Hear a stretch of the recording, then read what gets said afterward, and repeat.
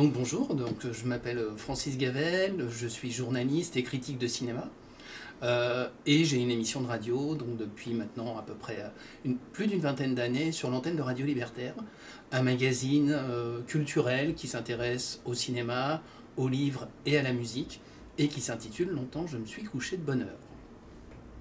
Run.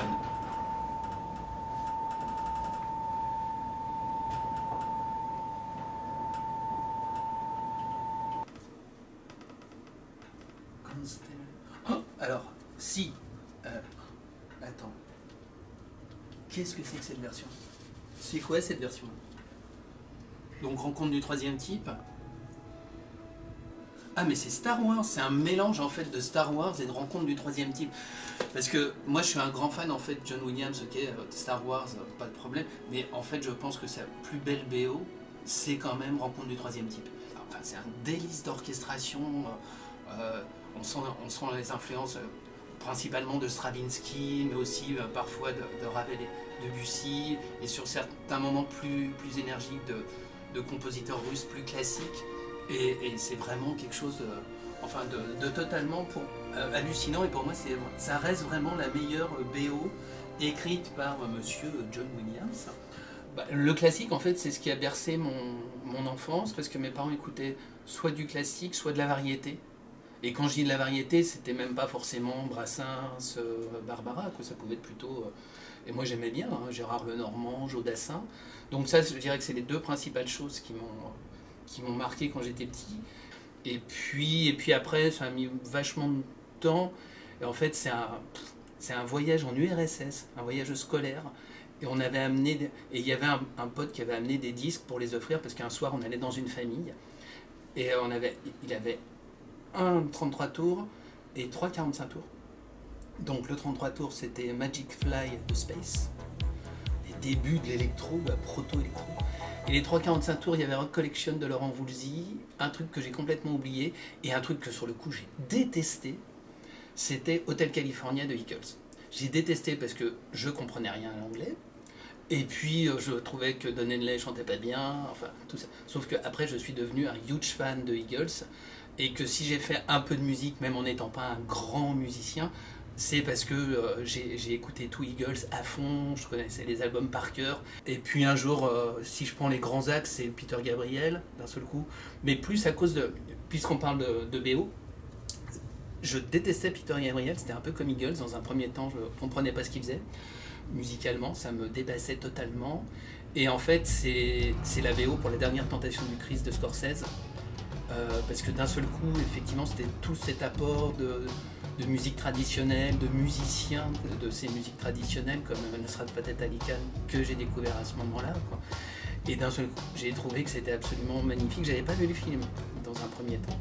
Après, je l'ai vu, et en plus, et à l'époque, effectivement, avec l'attentat au cinéma de Saint-Michel, le film prenait une dimension un petit peu différente. Et donc j'ai d'abord entendu la musique du film, que j'ai acheté, et après seulement j'ai vu le film. Mais à partir de là, ça a été Peter Gabriel. Il y a des films que j'ai jamais vus, et dont, par contre, je connais les BO, il m'arrive d'en acheter, alors pas forcément régulièrement, mais de manière un petit peu courante, par rapport à l'émission aussi, d'en demander, par exemple, parce que puisque c'est une émission de radio, plus que passer la bande-annonce du film, j'avoue que j'ai plus une envie de passer un extrait de la BO, montrer le travail du compositeur, parce que ça donne une ambiance qui ne va pas être forcément la même, et que ce soit du cinéma d'animation ou du cinéma en prise de vue réelle. Donc oui, il m'arrive d'acheter de la BO et de l'écouter indépendamment du film.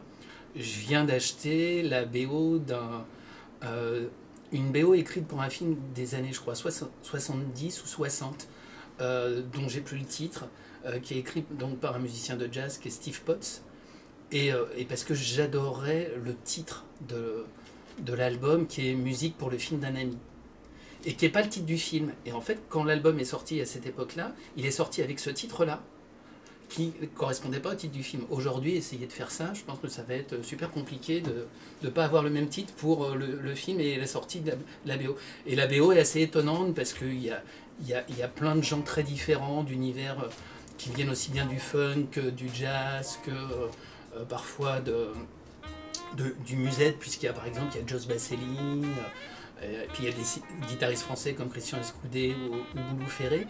Et c'est un album qui part vraiment dans plein de directions.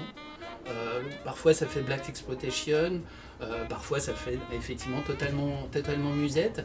Et je trouve ça réjouissant parce qu'en fait c'est un album qui est très ludique, parfois un peu free, et puis après une très belle mélodie qui se déroule un peu flamenco.